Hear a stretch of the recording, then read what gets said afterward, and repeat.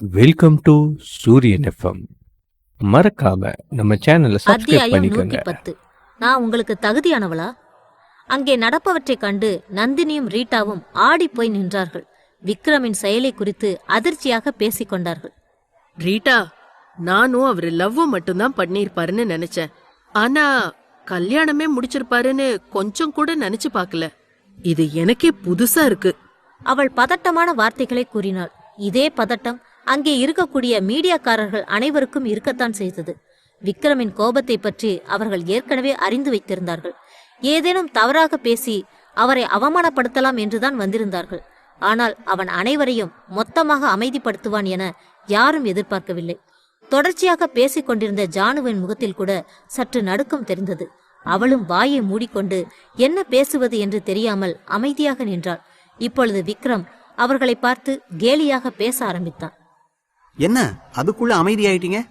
வேற ஏதாவது கேள்வி கேட்கணும்னா தாராளமா கேளுங்க, பதில் சொல்றதுக்கு நான் தயாரா இருக்கேன். ஆனால் அவர்களோ எதுவும் பேசாமல் அமைதியாக இருந்தார்கள். விக்ரம் சித்தார்த்தை பார்த்து தலையை அசைக்க அவன் தனது கையில் இருந்த வாக்கி டாக்கியில் யாரிடமும் சில வார்த்தைகளை சொன்னான். அடுத்த கணம் இங்கே மீடியாக்காரர்களிடமிருந்து கம்யூனிகேஷன் டிவைஸ் அனைத்தும் மொத்தமாக வேலை செய்வதை நிறுத்தியது. அவர்களின் காதுக்குள் பயங்கரமான சத்தம் மட்டும்தான் கேட்க ஆரம்பித்தது. அதை கண்டு அவர்கள் அனைவரும் உடல் நடுங்க சுற்றிலும் விழிக்க ஆரம்பித்தார்கள். விக்ரமின் கோபமான குரல் அந்த இடத்தை ஊடுருவி செல்ல தொடங்கியது.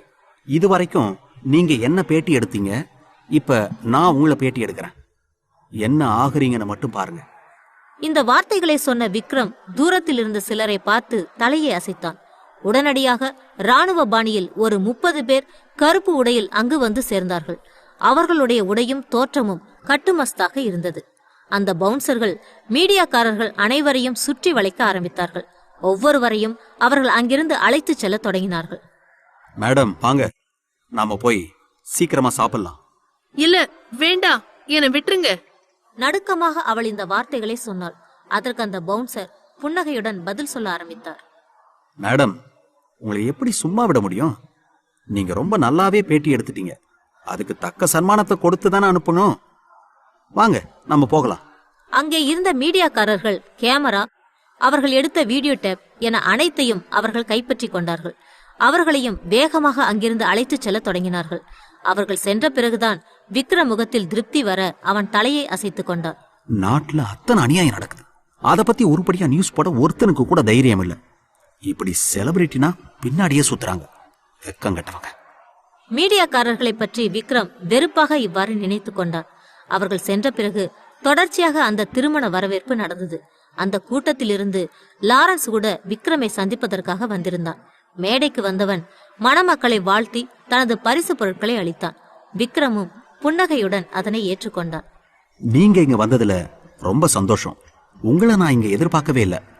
இவ்வாறு சொல்லிக்கொண்டே அவனின் கைகளை பிடித்து குலுக்கினான்.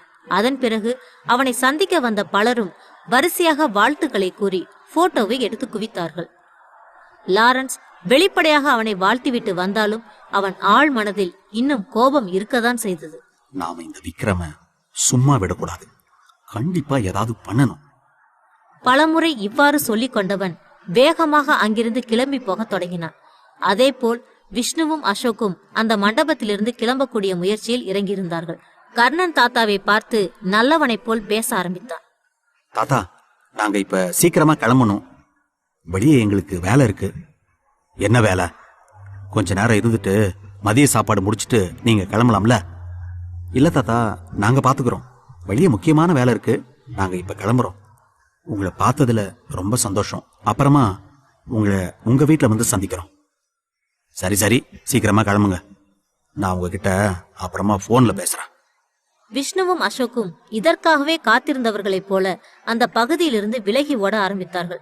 அந்த பேட்டி இப்பொழுது முடிந்து விட்டிருந்தாலும் ஆர்த்தி முகத்தில் இருந்த வெறுப்பு குறையவே இல்லை. அவள் வருத்தமாகவே இருந்தாள். அதை உணர்ந்து கொண்ட விக்ரம் அவளின் கைகளை ஒரு கணம் இறுக்கமாக பிடித்து அமைதிப்படுத்தும் வகையில் பேச ஆரம்பித்தான். ஆர்த்தி, என்னாச்சு? எதுக்காக இப்ப இப்படி இருக்க? கொஞ்சம் சிரிச்ச மாதிரி தான் இறேன். இல்ல விக்ரம், அந்த மீடியாக்காரங்க பேசிட்டு போனதுதான் மனசுல ஒரு மாதிரியே இருக்கு. உண்மையிலேயே நான் உங்களுக்கு தகுதியான ஆளா? இந்த கேள்விதான் என் மனசுல ஓடிக்கிட்டு இருக்கு. இது வரைக்கும் அப்படி தோணல. ஆனா இன்னைக்கு அவங்க பேட்டி எடுத்ததுக்கு அப்புறம் அப்படிதான் தோணுது. விக்ரம் ஆர்த்தியின் தோளின் மேல் ஆதரவாக கையை போட்டுக் கொண்டான். அவளோ சற்று வெட்கம் கலந்த புன்னகையுடன் அதை தட்டிவிட முயன்றாள். ஆனால் விக்ரம் கையை எடுக்காமல் தொடர்ந்து பேசினான். ஆர்த்தி, இந்த மாதிரி எல்லாம் பேசாத. உன்னோட மனசை விட என்னோட சொத்து எதுவும் பெருசு கிடையாது. முதல்ல அதை நீ புரிஞ்சுக்கோ. யாரோ என்னோட எதிரிகள் தான் இந்த மாதிரி கேவலமா ஒரு ஏற்பாடு பண்ணியிருக்காங்க. அவங்களுக்கு தேவையான பதிலையும் நான் ஏற்பாடு பண்ணிட்டேன். நீ கொஞ்சம் சிரிச்ச மாதிரி இரு. விக்ரம் மெல்லிய குரலில் பேசி ஆர்த்தியை அமைதிப்படுத்த தொடங்கினான். மதிய உணவு இடைவேளை முடிந்த பிறகும் அந்த வரவேற்பு தொடர்ந்து நடந்தது. விக்ரம், ஆர்த்தி, அனிகா என அனைவரும் வரிசையாக அமர்ந்து சாப்பிட்டு முடித்தார்கள். சாப்பிடும் சமயத்தில் ஆலியா மெதுவாக பேச ஆரம்பித்தார். அனிகா, சாப்பிட்டு முடிச்ச உடனே நாங்க கிளம்புறோம். நீ பாத்துக்கோ. அப்புறமா நம்ம காலேஜ்ல மீட் பண்ணலாம்.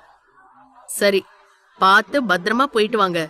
வேணும்னா உங்களுக்காக ஒரு கார் அனுப்ப சொல்றேன். இல்ல அனிகா, வேண்டாம். நாங்க ஏற்கனவே கேப் புக் பண்ணிட்டோம். அது வந்துரும். சாப்பிட்டு முடித்த பிறகு அவர்கள் இருவரையும் அனுப்பி வைப்பதற்காக நடக்க ஆரம்பித்தார்கள்.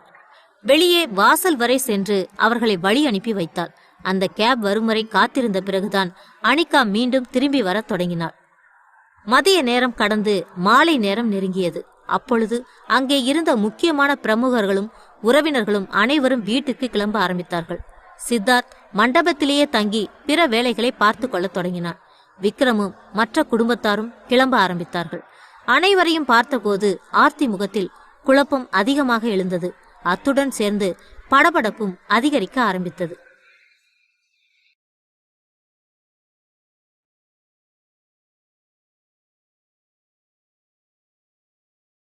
அத்தியாயம் 111. அனிகாவை காணோம். அதுவரை உற்சாகமாக நடந்து கொண்டிருந்த வரவேற்பு நிகழ்வுகள் அனைத்தும் மாலை நேரத்தில் முடிவடைந்தது. விக்ரமும் அவனின் குடும்பத்தாரும் வீட்டிற்கு கிளம்ப ஆரம்பித்தார்கள். அந்த சூழ்நிலையில் ஆர்த்தி தயங்கி நிற்பதைக் கண்டு விக்ரம் முகத்தில் குழப்பம் வந்தது.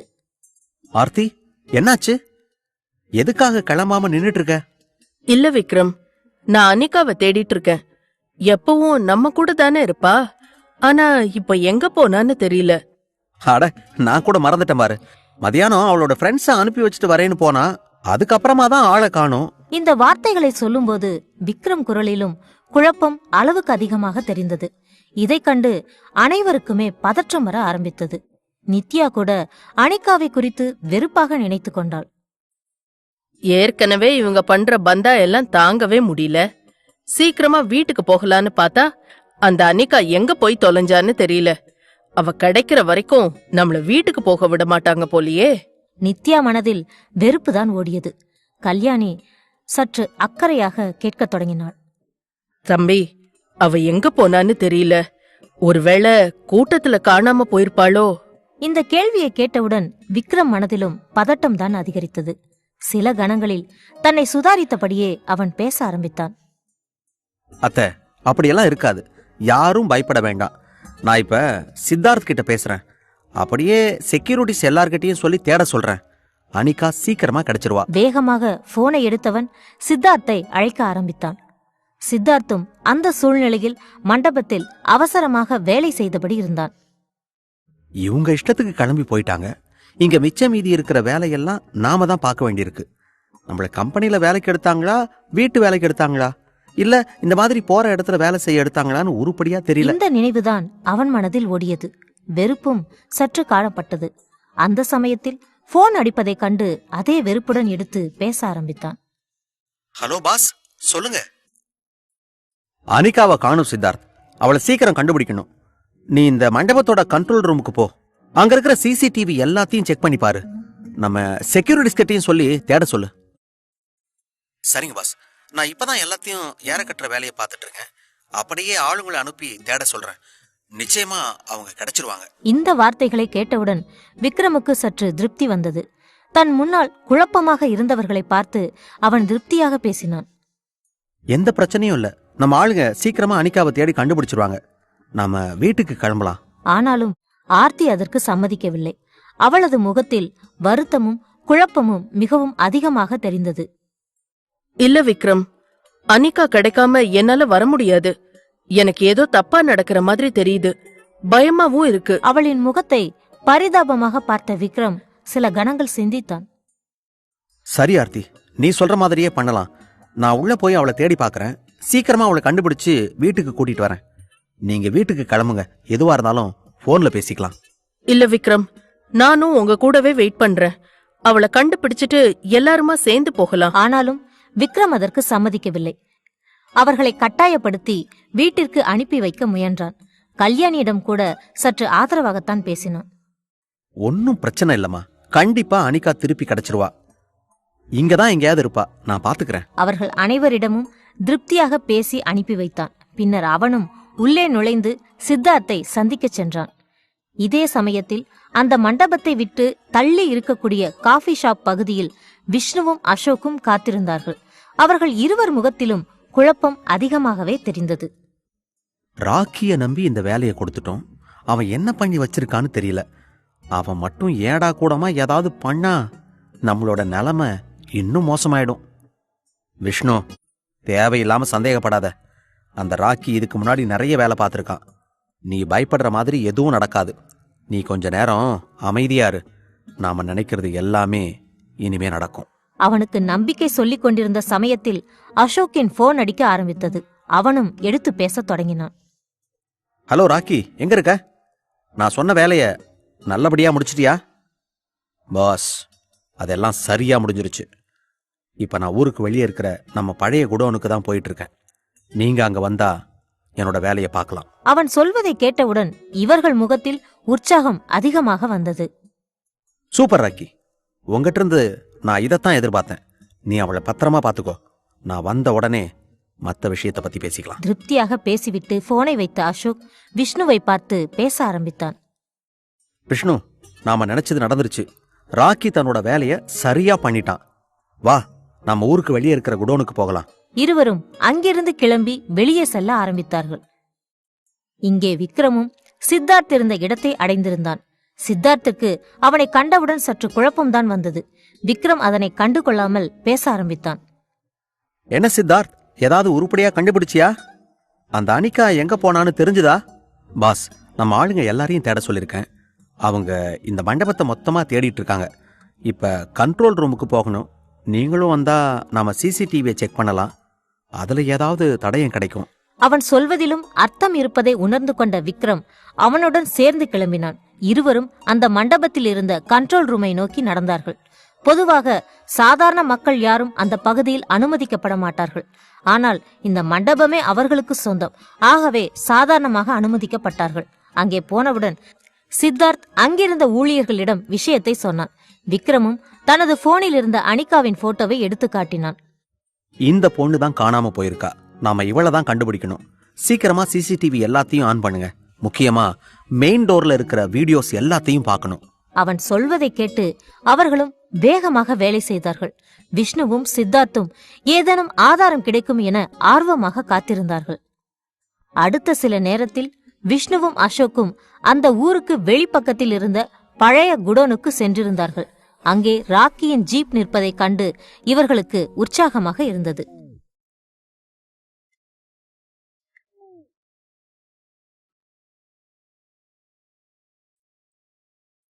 அத்தியாயம் 112. உன்னை என்ன பண்றோன்னு பாருடி. விஷ்ணுவும் அசோக்கும் ராக்கி இருந்த குடோனுக்குள் நுழைந்தார்கள். அவர்கள் உள்ளே நுழைவதைக் கண்டு ராக்கி உற்சாகமாக வரவேற்றான். பாஸ், நீங்க வந்ததுக்கு அப்புறம் தான் ஆரம்பிக்கணும்னு அவளை மூட்டையில போட்டு அடைச்சு வச்சிருக்கேன். வாங்க பாஸ், போய் பார்க்கலாம். ஏய் ராக்கி, என்ன சொல்ற? மூட்டையில இருந்து மூச்சு முட்டி என்னமாவது ஆகிற போகுது. என்ன பாஸ், அவளுக்காக ரொம்ப வருத்தப்படுற மாதிரி தெரியுது. அப்படியெல்லாம் எதுவும் ஆகாது. வாங்க போய் பார்க்கலாம். பின்னர் மூவரும் உள்ளே சென்றார்கள். ராக்கியின் அடியாட்கள் ஒரு 4 பேரும் அங்கு தயாராக இருந்தார்கள். அப்பொழுது விஷ்ணு மற்றவர்களை பார்த்து சில எச்சரிக்கைகளை செய்தான். எல்லாரும் உஷாரா இருக்கணும். இப்ப அந்த மூட்டையை திறக்க போறோம். கொஞ்சம் விட்டாலும் தப்பிச்சு போயிருவா. எல்லாரும் கவனமா இருக்க வேண்டியது ரொம்ப முக்கியம். அசோக்கும் பழைய விஷயங்களை பற்றி வெறுப்புடனே பேசினான். ஆமா, நாங்க அந்த வீட்டை விட்டு வெளியே வர்றதுக்கு முக்கியமான காரணமே இவதான். அவ சீக்கிரமா எல்லாரையும் ஏமாத்திட்டு போயிருவா. எல்லாரும் கவனமா இருங்க. அனைவரையும் எச்சரித்துவிட்டு ராக்கி மெதுவாக அந்த மூட்டையை திறக்க ஆரம்பித்தான். மூட்டையை திறந்தவுடன் உள்ளே இருந்து வெளிப்பட்ட உருவத்தைக் கண்டு அனைவரும் அதிர்ந்து போனார்கள். விஷ்ணு மற்றும் அசோக்கும் கூட திகைத்தார்கள். அவர்கள் அதிர்ச்சியின் உச்சியில் இருந்தாலும் ராக்கி மட்டும் உற்சாகமாகவே பேச ஆரம்பித்தான். பாஸ், இவ எப்படி இருக்கா பாருங்க. நீங்க சொன்ன மாதிரியே வேலையை கனக்கச்சிதமா முடிச்சிட்டோம். இப்ப சொல்லுங்க பாஸ், இவளை என்ன பண்ணலாம்? இவளை வச்சு விக்ரம் கிட்ட பணம் வாங்கலாமா, இல்லனா இஷ்டத்துக்கு அனுபவிச்சுட்டு தூக்கி போட்டுடலாமா? அவன் பேசிக்கொண்டே செல்வதைக் கண்டு விஷ்ணு மற்றும் அசோக்குக்கு எரிச்சல் தான் வந்தது. அசோக் வெறுப்பாக கத்தத் தொடங்கினான். ஏய் ராக்கி, என்ன காரியம்டா பண்ணி வச்சிருக்க? அக்காவை கடத்திட்டு வர சொன்னா சம்பந்தமே இல்லாம தங்கச்சியை கடத்திட்டு வந்திருக்க. உன்னை எல்லாம் வச்சுக்கிட்டு நாங்க என்ன பண்றது? இந்த வார்த்தைகளை கேட்டவுடன் அங்கிருந்த ராக்கிக்கு மட்டுமல்லாது சுற்றிலும் இருந்த அனைவருக்குமே பெரும் அதிர்ச்சி ஏற்பட்டது. ராக்கி சில கணங்கள் திகைத்துவிட்டு பின்பு தெளிவடைந்து பேசினான். பாஸ், காலையில இந்த பொண்ணை தானே அடையாளம் காட்டினீங்க. இவதான் விக்ரம் கூட ரொம்ப நெருக்கமா நின்னுட்டு இருந்தா. அதனாலதான் இப்படி நடந்துருச்சு. அவன் சொல்லும் சமாதானங்களை இவர்கள் ஏற்றுக்கொள்வது போல் தெரியவில்லை. விஷ்ணு இன்னும் கோபமாகவே கத்தினான். டேய் நாய, கல்யாண பொண்ணு யாருன்னு கூட உனக்கு அடையாளம் தெரியலையா? இந்த அளவுக்கு முட்டாள்தனமா இருந்தா எப்படிடா? உன்னை பத்தி வேற இந்த அசோக் ஆஹா ஓஹோன்னு பேசிட்டு இருந்தான். எல்லாமே பொய்ன்னு இப்பதான் தெரியுது. ஏமாற்றத்தில் அவன் பலவாறு பேச ஆரம்பித்தான். அதை கண்டு அசோக் அவனை அமைதிப்படுத்தினான். விஷ்ணு, இப்ப எதுவும் தப்பா நடக்கல. ஆள் மாத்தி தான் கடத்திட்டு வந்திருக்கான். அவளை வச்சு என்ன பண்ணணும்னு நினைச்சோமோ அதையே இவளை வச்சு பண்ணுவோம். ஏன், இவளுக்காக விக்ரம் எதையும் விட்டு கொடுக்க மாட்டானா? அனிகாவின் உதட்டில் பேண்டேஜ் ஒட்டப்பட்டிருந்தது. ஆகவே அவளால் எதுவும் பேச இயலவில்லை. அமைதியாக அங்கே நடப்பதை பார்த்தபடி இருந்தாள். இவ்வளவு நேரம் மூட்டைக்கு உள்ளே இருப்பதால் அவள் உடல் முழுவதும் வேர்வையும் ஓடியது. கை கால்களும் கட்டப்பட்டதால் அவளின் வேதனை இன்னும் அதிகமாகத்தான் இருந்தது. அந்த விஷ்ணு மற்றும் அசோக்கை கண்டு அவளுக்கு அதிகப்படியான பயம் ஏற்பட தொடங்கியிருந்தது. அங்கே என்ன நடக்கிறது என்பது அவளுக்கு புரிந்தது. இவங்க ஆர்த்திய கடத்ததான் பிளான் போட்டிருக்காங்க. நாம தான் இடையில வந்து மாட்டிக்கிட்டோம். இப்போ நம்மள என்ன பண்ண போறாங்கன்னு தெரியலையே. பயமும் குழப்பமான எண்ணங்களும் அவள் மனதில் ஓட விஷ்ணு இப்பொழுது சற்று தெளிவடைந்து பேச ஆரம்பித்தான். ஆர்த்தி நம்மளை ஏமாத்தனா, அவ மேல நமக்கு கோபம் இருக்கு. ஆனா இவளும் பெரிய தியாகி எல்லாம் கிடையாது. இவளை தப்பா பார்த்துதான் அந்த வீட்டுல பெரிய பிரச்சனை வந்துச்சு. அதெல்லாம் உனக்கு ஞாபகம் இருக்கா? அதை எப்படி மறக்க முடியும் விஷ்ணு? எல்லாமே என் மனசுல நல்லாவே ஞாபகம் இருக்கு. இவளை தப்பா பேசிட்டோம், அது இதுன்னு சொல்லித்தான் நம்மளை வெளியே துரத்தி விட்டாங்க. இன்னைக்கு அதுக்கு சரியான தண்டனையை கொடுத்துட வேண்டியதுதான். அசோக் வேகமாக அனிகாவை நெருங்கி செல்ல தொடங்கினான். அவனது முகத்தில் காம வெறியானது ஓடியது. அதைக் கண்டு அனிகா உண்மையிலேயே பயந்து போனாள். கடத்திட்டு மட்டும்தான் வந்திருக்காங்கன்னு பார்த்தா இவங்க அதுக்கு மேல தப்பா நடந்துக்குவாங்க போலயே. இப்ப என்ன பண்றது? அவளின் கைகள் கட்டப்பட்டிருந்தாலும் மெதுவாக அங்கிருந்து நகர முற்பட்டாள். ஆனாலும் அவளால் எதுவும் செய்ய இயலவில்லை. இந்த சமயத்தில் மண்டபத்தில் விக்ரம் சிசிடிவி வீடியோவை சோதித்தான். கடைசியா அவ ஃப்ரெண்ட்ஸ் கூட தான் வெளியே போறா. அதுக்கப்புறமா என்ன ஆனான்னு தெரியலையே. சரி, இது நம்ம கல்யாண மண்டபத்தோட வாசல்ல இருக்கிற சிசிடிவி. அந்த ரோட்ல சிசிடிவி ஏதாவது இருக்கா? சீக்கிரமா அதை எடுங்க. அவன் சொல்வதை கேட்டு அந்த அதிகாரிகளும் அவ்வாறே செய்தார்கள். அடுத்ததாக அருகில் இருந்த வேறு ஒரு சிசிடிவியில் அவன் சில விஷயங்களை பார்க்க ஆரம்பித்தான். அந்த வீடியோ காட்சிகளில் விக்ரமுக்கு ஒரு விஷயம் மட்டும்தான் வித்தியாசமாக தெரிந்தது. ஒரு பச்சை நிற ஜீப் ஒன்றுமே சம்பந்தமில்லாமல் அங்கே இங்கே சுற்றி கொண்டிருப்பது போல் உணர்ந்தான். கடைசியாக அனிகாவும் அந்த ஜீப்புக்கு அருகேதான் சென்று கொண்டிருப்பதை கண்டான். அவளின் நண்பர்களை வாசல் வரை சென்று வழி அனுப்பி வைத்தவள் திரும்பி வரும்போது அவளுக்கு குறுக்கே இந்த ஜீப் நின்றிருந்தது. அதன் பிறகு இந்த ஜீப் மட்டும் வெளியே செல்வதை பார்க்க முடிந்தது. அனிகாவை காணவில்லை. அப்பொழுது விக்ரமுக்கு விஷயம் புரிந்துவிட்டது. அருகில் இருந்த சித்தார்த்தை பார்த்து அவசரமாக பேசினான். சித்தார்த், அங்க பாரு. இதை யாரோ பிளான் பண்ணி பண்ண மாதிரி தான் தெரியுது. அந்த பச்சை கலர் ஜீப்ல தான் விஷயமே இருக்கு. யாரோ சம்பந்தமே இல்லாம இங்க வந்துட்டு போயிருக்காங்க. அந்த வண்டிக்கு பக்கத்துல போனதும் தான் அனிகாவை காணும். சீக்கிரமா அந்த ஜீப் நம்பரை நோட் பண்ணுங்க. அதை வச்சுதான் நம்ம ட்ராக் பண்ண முடியும். சித்தார்த் முகத்திலும் பரபரப்பு தெரிந்தது. சரிங்க பாஸ், சீக்கிரமா அந்த நம்பர் நோட் பண்ணி அதை போலீஸ் ஸ்டேஷனுக்கு அனுப்பிடலாம். மத்ததெல்லாம் அவங்க பாத்துக்குவாங்க. அவன் நம்பிக்கையாக பேசுவதைக் கண்டு விக்ரம் தலையை அசைத்தான். அப்பொழுது அவனின் போன் அடித்தது. அதில் அனிகா அழைப்பதைக் கண்டு குழப்பமாக எடுத்து பார்த்தான். நிச்சயமா அனிகாவை கடத்திட்டு போனவங்க தான் கூப்பிடணும். அவங்க ஏதோ பணத்துக்காக தான் கடத்திருப்பாங்க போல. இவ்வாறு பல எண்ணங்கள் அவன் மனதில் ஓட மெதுவாக போனை ஆன் செய்தான். அந்த அசோக் காம வெறியுடன் அனிகாவை நெருங்கிச் சென்றான். அவள் தன்னால் இயன்ற அளவு அங்கிருந்து நகர முற்பட்டாள். ஆனாலும் அவளால் இயலவில்லை. வேகமாகச் சென்றவன் அனிகாவின் தலைமுடியை பிடித்து தன் பக்கமாக இழுத்தான். அவளோ வலியில் துடிக்க ஆரம்பித்தாள்.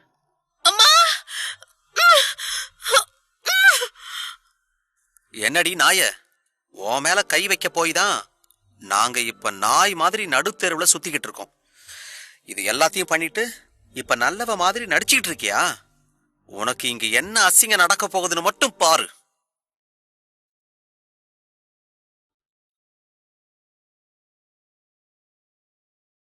அத்தியாயம் 113. என்ன வேணுமோ கேளு. விஷ்ணுவும் அசோக்கும் அனிகாவை கடத்திருந்தார்கள். அனிகாவுக்கு அருகே இருந்த விஷ்ணுவும் அனிகாவின் கன்னத்தில் ஒரு அறை விட்டான். அவளின் வேதனை மேலும் அதிகரித்தது. இவள முதல்ல நான் முடிக்கிறேன். அதுக்கப்புறமா இங்க இருக்கிற எல்லாரும் திருப்தியா அனுபவிக்கணும். அது எல்லாத்தையும் வீடியோ வேற எடுத்து உலகமே பார்க்க வைக்கணும். இவளை குப்பையாக்கி கசக்கி தூர போடணும். அத விக்ரம் பொறுக்கிட்டு போய் தினமும் பார்த்து பார்த்து சாகணும். அசோக் மனதில் பல கொடூரமான திட்டங்கள் உருவாகியிருந்தது. அனைத்தையும் வரிசையாக சொல்லியபடி இருந்தான். ஆனால் விஷ்ணு அதனை மறுத்து பேச ஆரம்பித்தான். அசோக், அவசரப்பட்டு எதுவும் பண்ணாத. இவளை வச்சு நாம சாதிக்க வேண்டியது நிறைய இருக்கு. அந்த விக்ரம் தான் நம்மளோட டார்கெட். அவனை ஒரு வழி பண்ணிட்டு அப்புறமா இவளை கவனிக்கலாம். இல்ல விஷ்ணு, அப்படியே விட்டா கண்டிப்பா இந்த நாய் தப்பிச்சு போயிடுவா. இவளோட அசிங்கத்தை பார்த்து விக்ரம் நொந்து நொந்து சாகணும். அப்பத்தான் எனக்கு மனசு ஆறும். அசோக்கின் திட்டம் இவ்வாறு இருந்தது. ஆனாலும் விஷ்ணு அதனை ஏற்றுக்கொள்ளவில்லை. அசோக்கின் முகத்தை வெறுப்பாக பார்த்தபடியே பேசத் தொடங்கினான். அசோக், நான் சொல்றத தெளிவா கேளு. நாம இப்ப விக்ரம் கிட்ட இருந்து எந்த அளவுக்கு பணத்தையும் சொத்தையும் வாங்க முடியுதுன்னு முதல்ல பார்க்கலாம். அது எல்லாத்தையும் வாங்கினதுக்கு அப்புறம் வேணா நீ இவளை என்ன வேணாலும் பண்ணிக்கோ.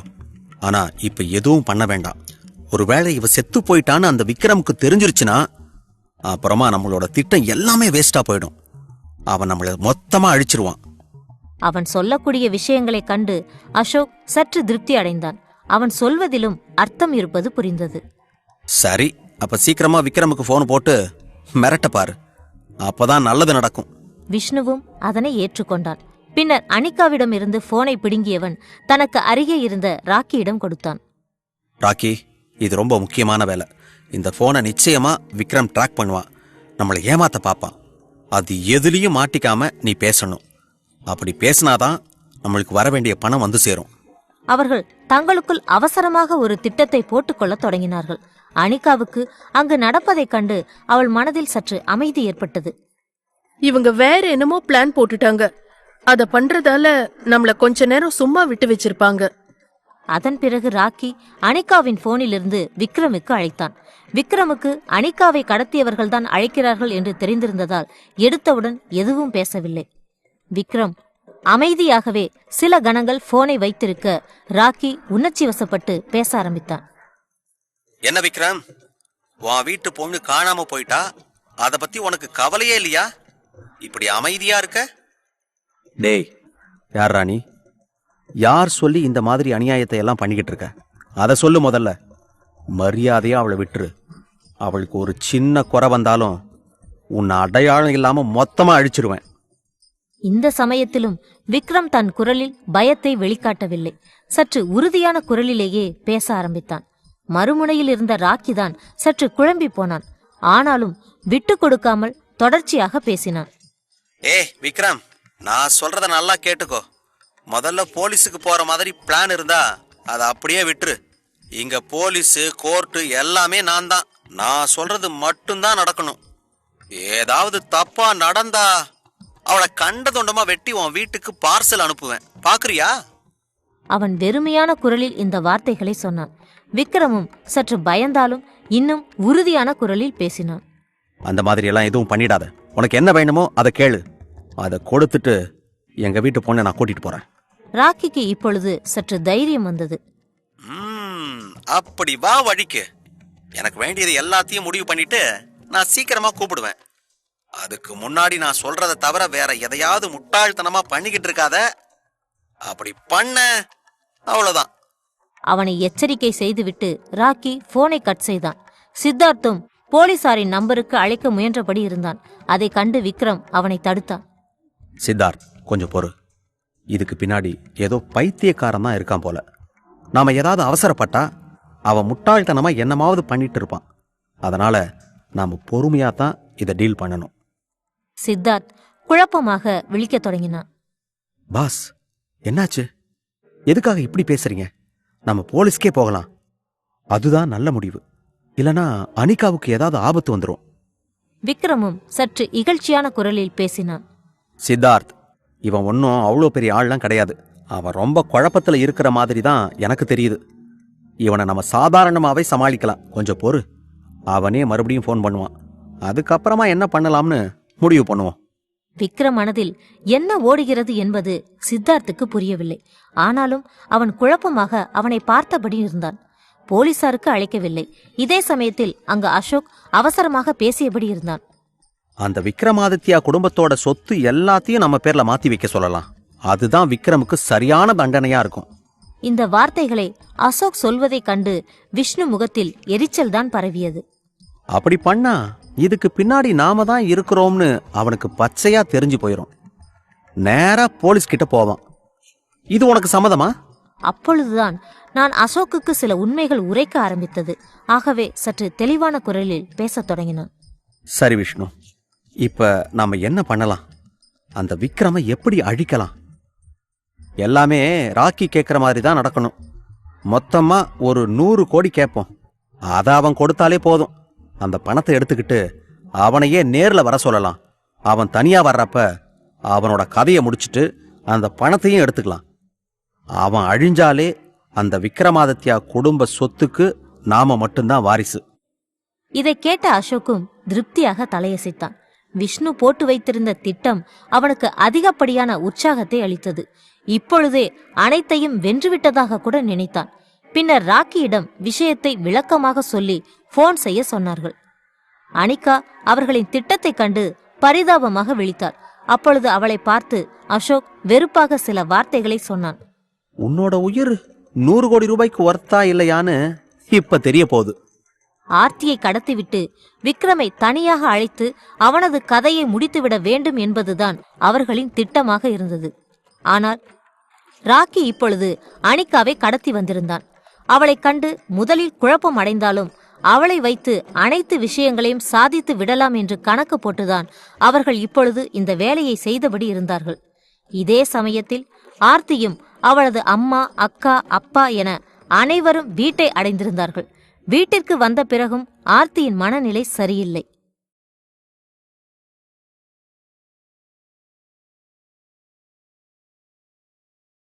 அத்தியாயம் 114. அனிகா கூட பேசணும். இந்த அனிகாவுக்கு என்ன ஆச்சுன்னு தெரியல. விக்ரம் அவளை கண்டுபிடிச்சிருந்தா நிச்சயமா ஃபோன் பண்ணிருப்பாரு. நாமளே அவருக்கு கூப்பிட்டு பார்க்கலாம். இந்த முடிவை எடுத்தவுடன் ஆர்த்தி வேகமாக விக்ரமை போனில் அழைக்கத் தொடங்கினாள். விக்ரம் வேகமாக போனை எடுத்தான். முதலில் அந்த கடத்தல்காரனிடம் பேசும்போது கூட விக்ரம் முகத்தில் எந்த குழப்பமும் தெரியவில்லை. ஆனால் இப்பொழுது அவனது முகத்தில் அதிகப்படியான குழப்பம் வந்தது. அதனை மறைத்தபடி பேச ஆரம்பித்தான். ஹலோ ஆர்த்தி, சொல்லு. நீங்க எல்லாரும் பத்திரமா வீட்டுக்கு போயிட்டீங்களா? விக்ரம், நாங்க வீட்டுக்கு வந்தது இருக்கட்டும். அனிகாவை கண்டுபிடிச்சிங்களா இல்லையா? நானும் அவளுக்கு கால் பண்ணி பார்த்தேன். ஆனா முன்ன வந்த மாதிரி தான் இருக்கு. ரீச் ஆகல. அவளுக்கு என்ன ஆச்சுன்னு கூட தெரியல. ஆர்த்தி, நீ தனியா இருக்கியா இல்ல அப்பா அம்மா கூட இருக்காங்களா? விக்ரம் எதற்காக இந்த கேள்வியை கேட்கிறான் என்ற குழப்பம் ஆர்த்தியின் முகத்தில் வந்தது. இல்ல விக்ரம், அவங்க எல்லாரும் ஹால்ல இருக்காங்க. நான் வாசல் கிட்ட இருந்துதான் பேசுறேன். என்னாச்சு விக்ரம்? எதுவா இருந்தாலும் சீக்கிரமா சொல்லுங்க. சரி ஆர்த்தி, நான் சொல்றத கொஞ்சம் பொறுமையா கேட்டுக்கோ. அனிகாவை இப்ப கடத்திட்டாங்க. அவளை காப்பாத்த தான் நான் எல்லா வேலையும் பண்ணிட்டு இருக்கேன். எப்படி இருந்தாலும் இன்னைக்கு நைட்டுக்குள்ள அவளை காப்பாத்தி கூட்டிட்டு வந்துடுவேன். ஆனா இத நீ யார்கிட்டயும் சொல்லிடாத. இந்த விஷயத்தை கேட்டவுடன் தலையில் இடியே விழுந்தது போல் உணர்ந்தாள். இதயத்தில் கூட மெல்லியதான நடுக்கம் காணப்பட்டது. விக்ரம், என்னாச்சு? யார் இந்த வேலைய பாத்திருப்பா? நமக்கு அவ்வளவு பெரிய எதிரி யாரு? பரபரப்பாக அவள் பேசுவதைக் கண்டு விக்ரம் அவளை அமைதிப்படுத்த முயன்றான். ஆர்த்தி, இது எதுக்குமே எனக்கு பதில் தெரியல. ஆனாலும் சீக்கிரமா அவளை கண்டுபிடிப்பேன். அனிகாவையும் காப்பாத்தி கூட்டிட்டு வந்துருவேன். ஆனா இந்த விஷயத்தை வீட்டுல இருக்கிறவங்க கிட்ட சொல்லிடாத. அது தெரிஞ்சா ரொம்ப பயந்து போவாங்க. அனிகா அவளோட ஃப்ரெண்ட்ஸ் கூட பார்ட்டிக்கு போயிருக்கா. அப்புறமா வந்துருவான்னு சொல்லி சமாளிக்க பாரு. அவன் பொறுமையாக அனைத்து விஷயத்தையும் சொல்லி முடித்தான். ஆர்த்திக்கு இப்பொழுது என்ன முடிவு எடுப்பது என்று கூட தெரியவில்லை. விக்ரம், உங்க மேல எனக்கு அதிகப்படியான நம்பிக்கை இருக்கு. அவ ரொம்ப பேசினாலும் அப்பாவிதான். நான் முடிஞ்ச அளவுக்கு இங்க சமாளிக்க பாக்குறேன். அவளை சீக்கிரமா கண்டுபிடிங்க. சரி ஆர்த்தி, அது எல்லாத்தையும் நான் பாத்துக்கிறேன். நீ அங்க இருக்கிறவங்கள சமாளி. அவங்களுக்கு இந்த உண்மை தெரிய வேண்டாம். அவ வந்ததுக்கு அப்புறமா எல்லாத்தையும் பொறுமையா சொல்லிக்கலாம். அனைத்தையும் பேசிவிட்டு விக்ரம் போனை வைத்தான். அடுத்த சில கணங்களில் ராக்கி விக்ரமை அழைக்க விக்ரம் பேச ஆரம்பித்தான். ஏய், நீ கேட்டது எல்லாமே பண்ணிட்டு இருக்கோம். போலீஸ்கிட்ட எல்லாம் நாங்க போகல. என்ன வேணுமோ சொல்லு. நான் என் அனிகாவை பார்க்கணும். அதுக்குள்ள அவசரப்பட்டா எப்படி? எனக்கு மொத்தமா ஒரு 100 கோடி ரூபாய் தேவைப்படுது. அதுல 50 கோடியை நான் அனுப்புற அக்கௌண்ட்டுக்கு போட்டு விடு. மிச்சம் 50 கோடியை எடுத்துட்டு நீயே நான் சொல்ற இடத்துக்கு வரணும். அப்பதான் பொண்ணு உனக்கு கிடைப்பா. விக்ரம் முகத்தில் சற்று திருப்தி வந்தது. 100 கோடியா? அது என்னோட 2 நாள் வருமானம். அப்படியே கொடுத்துட்டு அவளை கூட்டிட்டு போறேன். சீக்கிரமா டீடைல்ஸ் அனுப்பு. அவன் சொன்ன வார்த்தைகளை கேட்டு ஒரு கணம் ராக்கியின் முகத்தில் ஆச்சரியம் பரவியது. ஏற்கனவே அது உனக்கு வந்துருச்சு. இப்ப நடந்துகிட்ட மாதிரியே பொறுமையா நடந்துகிட்டா இந்த பிரச்சனைய சீக்கிரமா முடிச்சிடலாம். அனிகாவும் உயிரோட உன்கிட்ட கிடைப்பா. சரி, நான் எல்லாத்தையும் ரெடி பண்ணிட்டு எப்படியும் இன்னும் 1/4 மணி நேரத்துல நீ அனுப்புன அட்ரஸுக்கு கிளம்பிடுவேன். போனை பேசி முடித்த ராக்கி பின்னால் இருந்த விஷ்ணு மற்றும் அசோக்கை பார்த்து சிரிக்க ஆரம்பித்தான். பாஸ், நாம போட்ட திட்டம் நல்லபடியா நடந்துகிட்டு இருக்கு. விக்ரம் ஒத்துக்கிட்டான். அதை கேட்டவுடன் இருவர் முகத்திலும் பேராசையும் அதிகப்படியான திட்டங்களும் மின்னியது. நான் கூட அவனோட பொண்டாட்டிய கடத்தல, இவ்வளவுதான் கடத்திருக்கோமேன்னு கொஞ்சம் குழம்பி போயிட்டேன். அவனோட பொண்டாட்டிய கடத்தல, இவ்வளவுதான் கடத்திருக்கோமேன்னு நான் கூட கொஞ்சம் குழம்பி போயிட்டேன். ஆனா இவளுக்காகவும் அவன் எதுவும் பண்ணுவான் போல. அசோக் கூட அனிகாவை பார்த்து சில வார்த்தைகளை வெறுப்பாக சொன்னான். அவனை உங்க அக்கா மட்டும்தான் கல்யாணம் பண்ணிருக்காளா, இல்ல நீங்க 2 பேருமே கல்யாணம் பண்ணிக்கிட்டீங்களா? அந்த சூழ்நிலை எவ்வளவு மோசமானதாக இருந்தாலும், ஒவ்வொரு கணமும் பயம் அதிகரித்தபடியே இருந்தாலும், இவன் சொன்ன இந்த வார்த்தைகள் ஏதோ பெரும் ஆறுதலையும் உற்சாகத்தையும் கொடுப்பது போல்தான் அனிகாவுக்கு அமைந்தது. அவருக்கு என் மேல ரொம்ப தான் பாசம் இருக்கு. எனக்கும் அது நல்லாவே தெரியுது. இந்த எண்ணங்கள் அவள் மனதில் ஓடியது. அதன் காரணமாக சற்று உறுதியும் அவளுக்கு ஏற்பட்டது. விக்ரம் தனக்கு அருகில் இருந்த சித்தார்த்தை பார்த்து பேச ஆரம்பித்தான். வரவேண்டிய லொக்கேஷனை அனுப்பிட்டான். பணத்தை எடுத்துக்கிட்டு நாம கிளம்ப வேண்டியதுதான்.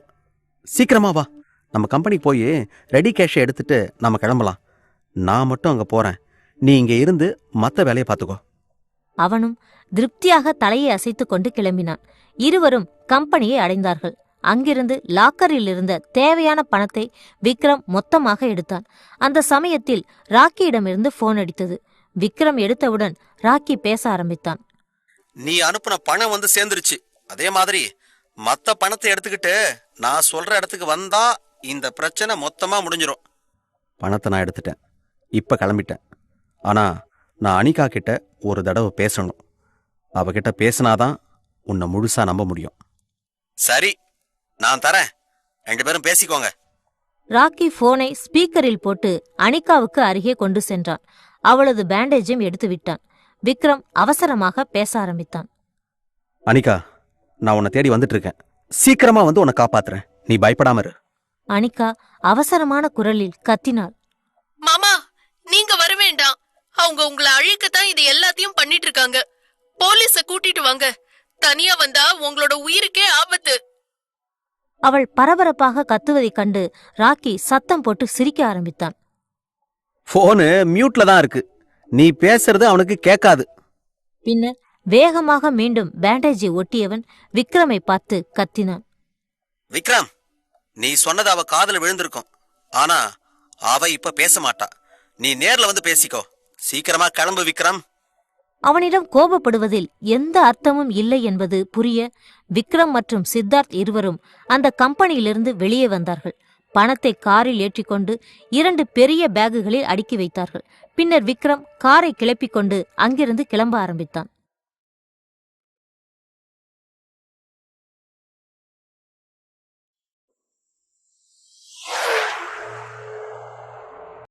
அத்தியாயம் 115. விக்ரமோட கதை முடிய போகுது. ராக்கி போனில் பேசி முடித்த பிறகு தனக்கு பின்னால் இருந்த விஷ்ணு மற்றும் அசோக்கை பார்த்து உற்சாகமாக பேச ஆரம்பித்தான். பாஸ், எல்லாமே நாம நினைச்ச மாதிரி நடக்குது. மிச்ச பணத்தை எடுத்துக்கிட்டு விக்ரம் நாம சொன்ன இடத்துக்கு போயிட்டு இருக்கான். இதை கேட்ட இருவரும் உற்சாகமாக பேச ஆரம்பித்தார்கள். ராக்கி, எல்லாத்தையும் சரியா பண்ண நாம அதையும் ரொம்ப சரியாவே பண்ணி முடிக்கணும். நீ அதுக்கு தேவையான ஏற்பாடு எல்லாத்தையும் பண்ணிட்டியா?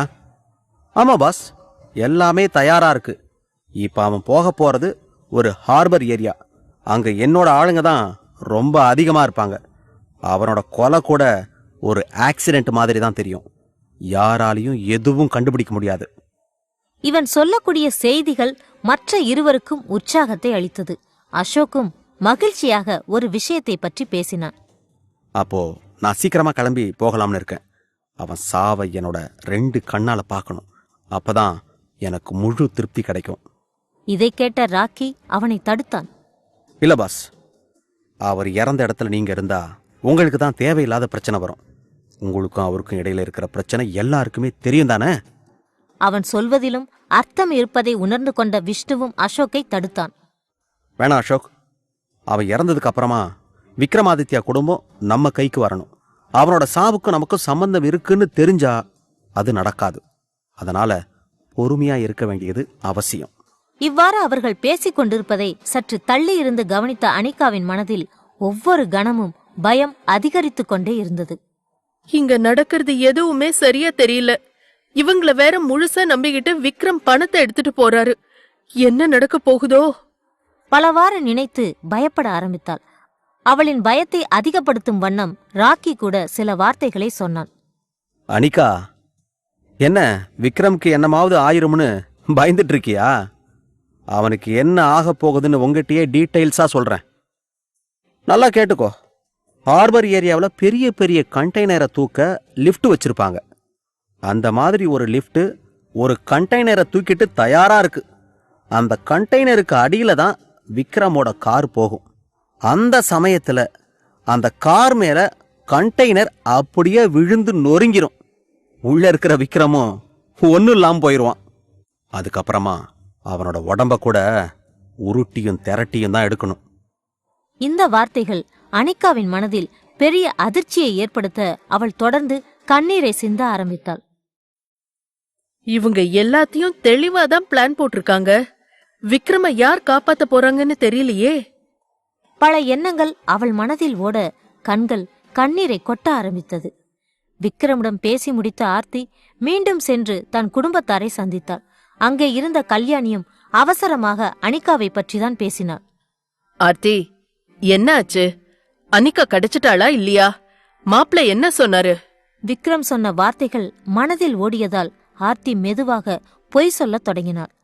அம்மா, அவர் இன்னும் தேடிக்கிட்டு தான் இருக்காரு. அனிகா அவளோட ஃப்ரெண்ட்ஸ் கூட போன மாதிரி ஒரு வீடியோ கிடைச்சிருக்கான். ஒருவேளை அவ ஏதாவது பார்ட்டிக்கு கூட போயிருக்கலாம்.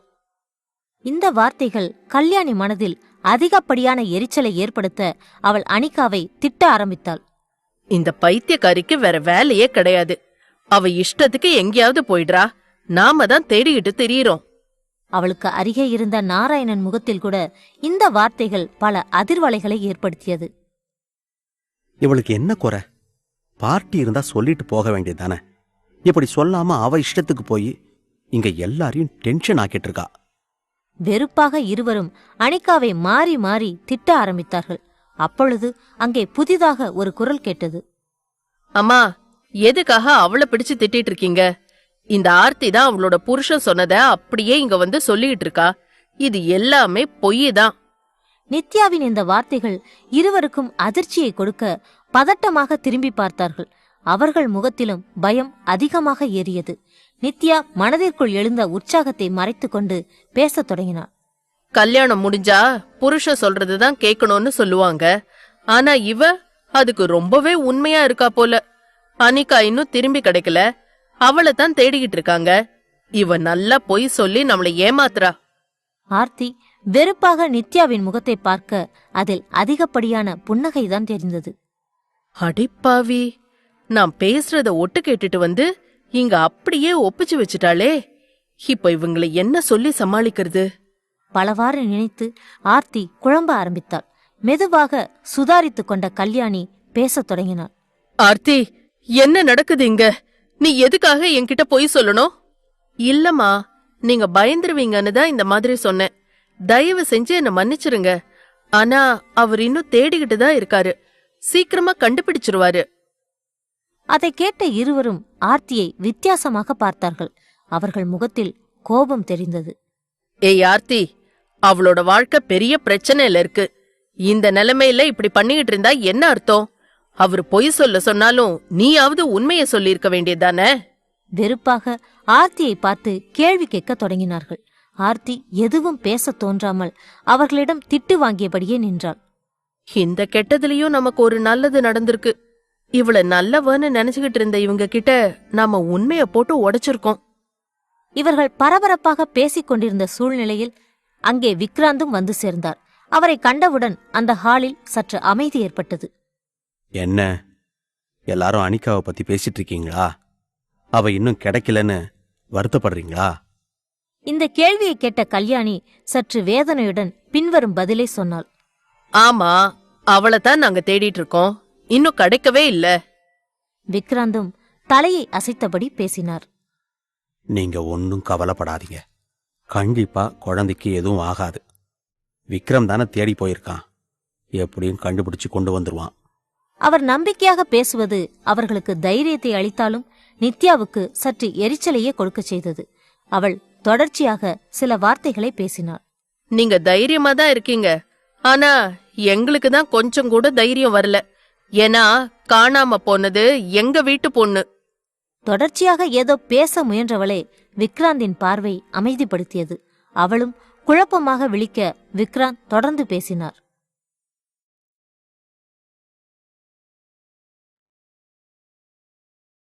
அத்தியாயம் 116. என்னடா டிராமா போடுற? தனக்கு முன்னால் இருந்த அனைவருக்கும் தைரியத்தை கொடுப்பதற்காக விக்ரமை பற்றி பெருமையாக பேச ஆரம்பித்தார் விக்ராந்த். எங்க பிசினஸ்ல இந்த மாதிரி பல விஷயம் நடந்திருக்கு. இதை விட மோசமான நிலைமைய கூட விக்ரம் தனியா நின்னு சமாளிச்சிருக்கான். அவனுக்கு இது எல்லாம் சாதாரணம்தான். இந்நேரம் எப்படியும் அனிகாவை கண்டுபிடிச்சிருப்பான். நீங்க எல்லாரும் பொறுமையா காத்துட்டு இருந்தாலே போதும். அவங்க வீட்டுக்கு வந்துருவாங்க. அவர் சொல்வதை கேட்டு மற்றவர்களுக்கு சற்று நம்பிக்கை வர தொடங்கியது. நாராயணன் மட்டும் சற்று தயக்கமான குரலில் பேச ஆரம்பித்தார். சமந்தி, நாம நேரா போலீஸ் கிட்ட போகலாமா? அவங்களும் ஹெல்ப் பண்ணா நல்லது தானே? இல்ல, அது எல்லாத்தையும் விக்ரமே டீல் பண்ணட்டும். போலீஸ் கிட்ட போனா நிச்சயமா இந்த பிரச்சனை பெரிய விஷயமா மீடியால பரவிரும். அதுக்கப்புறமா நம்ம பொண்ணுக்கு தான் கெட்ட பேரு. அவர் சொல்வதிலும் அர்த்தம் இருப்பதை உணர்ந்து கொண்டு அவர்கள் அமைதியாக இருக்கத் தொடங்கினார்கள். இவர்கள் அனைவரும் குழம்பிக் கொண்டிருந்த அதே சமயத்தில் விஷ்ணுவும் அசோக்கும் மிகவும் உற்சாகமாக காணப்பட்டார்கள். அவர்களை சந்தோஷப்படுத்தும் செய்திகளையே ராக்கி தொடர்ச்சியாக சொன்னான். பாஸ், விக்ரம் நாம எதிர்பார்த்த மாதிரியே அந்த ஹார்பர் ஏரியாவுக்குள்ள போயிட்டான். அவனோட கார் ரொம்ப வேகமா போயிட்டு இருக்கு.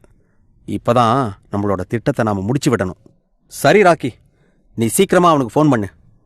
அவன் என்ன பண்றான்னு கேட்டுக்கிட்டே இரு. அதே மாதிரி உன்னோட ஆளுங்களையும் தயாரா இருக்க சொல்லு. ராக்கி தனது ஆட்களுக்கு வேகமாக ஃபோன் செய்தான். அவர்கள் எடுத்தவுடன் தனது திட்டத்தின் இறுதி பகுதியை மீண்டும் சொன்னான். ஏய், அந்த சிவப்பு கலர்ல வர்ற ரோல்ஸ் ராய்ஸ் தான் நம்ம டார்கெட். சரியா அது கண்டெய்னருக்கு அடியில வர்றப்ப மொத்தமா போட்டு முடிச்சிருங்க. பாஸ், வேணும்னா நாம இப்பவே அவனோட கதையை முடிச்சிடலாம். எதுக்காக இன்னும் வெயிட் பண்ணிட்டு இருக்கணும்? இப்பவே போய் அவனை அட்டாக் பண்றோம். சீக்கிரமா அவனோட கதையை முடிக்கலாம். ஆனால் ராக்கி அந்த யோசனையை ஏற்றுக்கொள்ளவில்லை. சற்று எரிச்சலாகவே பதில் சொன்னான். இல்ல, அவன் முன்னாடி போய் நீங்க நேருக்கு நேரா அட்டாக் பண்ணா எல்லாருக்குமே பிரச்சனை தான். அவன் சுலபமா உங்களை காலி பண்ணிடுவான். அதனால நான் சொல்றத மட்டும் கேளுங்க. அவன் கண்டெய்னருக்கு அடியில வர்றப்ப கரெக்டா கண்டெய்னரை ரிலீஸ் பண்ணு. அது போதும்.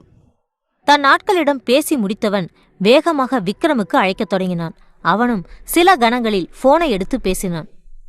நீ சொன்ன மாதிரி நான் ஹார்பர் ஏரியாவில் தான் போயிட்டு இருக்கேன். அந்த 2வது கேட்டுக்கு முன்னாடி தான் என்னோட கார் போகுது. சரி சரி, உன்னை என்னோட ஆளுங்களும் பார்த்துக்கிட்டு தான் இருக்காங்க. நீ இன்னும் கொஞ்சம் தூரம் போய் அந்த பணத்தை எடுத்து வச்சுட்டு நீ திரும்பி போயிட்டே இரு.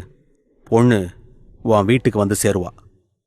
நீ சொல்றது எல்லாமே சரி, நான் கண்டிப்பா பணத்தை கொடுத்துடுறேன். ஆனா அனிகா கிட்ட பேசணும். அவளுக்கு தைரியம் சொன்னதுக்கு அப்புறம் தான் எனக்கு முழுசா திருப்தி வரும். சரி சரி, இதுக்கு மேல உன்னை ஏமாத்த மாட்டேன்.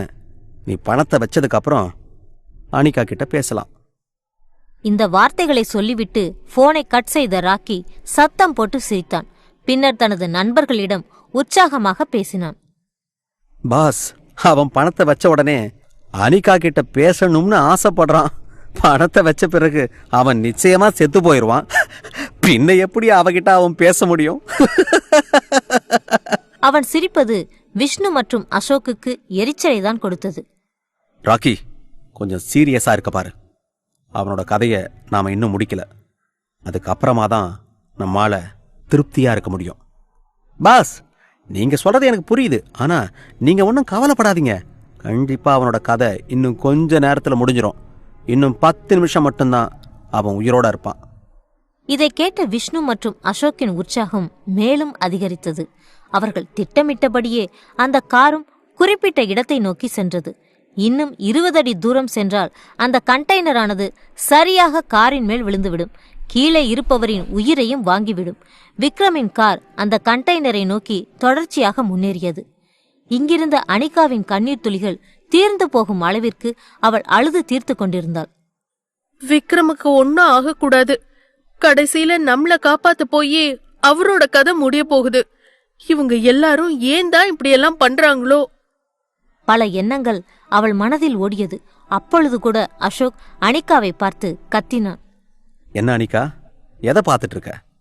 அவனோட கதை இன்னும் 5 நிமிஷத்துல முடிஞ்சிடும். அதுக்கு மேலதான் உனக்கு கிளைமேக்ஸே இருக்கு. விஷ்ணு மற்றும் அசோக் இருவரும் கெட்டவர்களாக இருக்கலாம். ஆனால் இதுவரை இது போன்ற கொலை முயற்சிகளில் நேரடியாக ஈடுபட்டது கிடையாது. ஆகவே சற்று பதட்டம் இருக்கத்தான் செய்தது. அப்பொழுது திடீரென ராக்கியின் போன் அடித்தது. இவன் பரபரப்பாக எடுத்து பார்க்க அதில் அவனின் ஆள்தான் அழைத்தான். போனை எடுத்தவன் அவசரமாக பேசத் தொடங்கினான். ஏய், என்னடா பண்ணிட்டு இருக்க? எதுக்காக எனக்கு போன் பண்ணி தொல்லை பண்ற? நான் சொன்ன வேலைக்கு என்னாச்சு? பாஸ், இங்க ஒரு பிரச்சனை. இந்த வார்த்தைகளை கேட்டு ராக்கி முகத்தில் அதிர்ச்சி அதிகமாக எழுந்தது. பிரச்சனையா? என்ன பிரச்சனை? எதுவா இருந்தாலும் உருப்படியா சொல்லுடா. பாஸ், அந்த கார் நம்ம மார்க்கிங் லொகேஷன்ல இருந்து திரும்பி போயிட்டு இருக்கு. என்ன நடந்துச்சுன்னு தெரியல. அந்த காரோட வேகமும் பயங்கரமா இருக்கு. இதை கேட்ட ராக்கி முகத்தில் கோபமும் குழப்பமும் அதிகமாக இருந்தது. அருகில் இருந்த விஷ்ணு கூட பரபரப்பாக காணப்பட்டான். ராக்கி, என்ன நடக்குது? எதுக்காக இவ்வளோ டென்ஷனா இருக்க? என்ன நடக்குதுன்னு தெரியல பாஸ். அந்த விக்ரமோட கார் நம்ம ஏரியாவுக்கு பக்கத்துல வந்துட்டு திரும்பி போகுதான். என்ன பண்றதுன்னு தெரியாம என்னோட ஆளுங்கெல்லாம் குழம்பிக்கிட்டு இருக்காங்க. கொஞ்சம் பொறுங்க, நான் அவனுக்கே கூப்பிடுறேன். அவர்கள் இருவரும் குழப்பமாக விழிக்கத் தொடங்கினார்கள். ராக்கி போனை எடுத்து விக்ரமை அழைத்தான். விக்ரம் போனை எடுத்தவுடன் இவன் கோபமாக பேசினான். டேய் விக்ரம், இதுவரைக்கும் நான் சொன்னது எல்லாத்தையும் நீ கேட்டுட்டு தானே இருந்த. ஆனா இப்ப என்னடா டிராமா போட்டுட்டு இருக்க? எதுக்காக பணத்தை கொடுக்காம திரும்பி போற? இந்த கேள்விக்கு விக்ரம் எந்த பதிலும் சொல்லவில்லை. அவன் அமைதியாக இருப்பதைக் கண்டு மீண்டும் ராக்கி கத்தினான். டேய் விக்ரம், இன்னும் அனிகா என்னோட கையில தான் இருக்கா. அதை மறந்துட்டியா? நான் இப்ப நினைச்சா கூட அவளை ஒன்னும் இல்லாம பண்ண முடியும். நாசம் பண்ணி தூக்கி போடவும் முடியும். பாக்குறியாடா?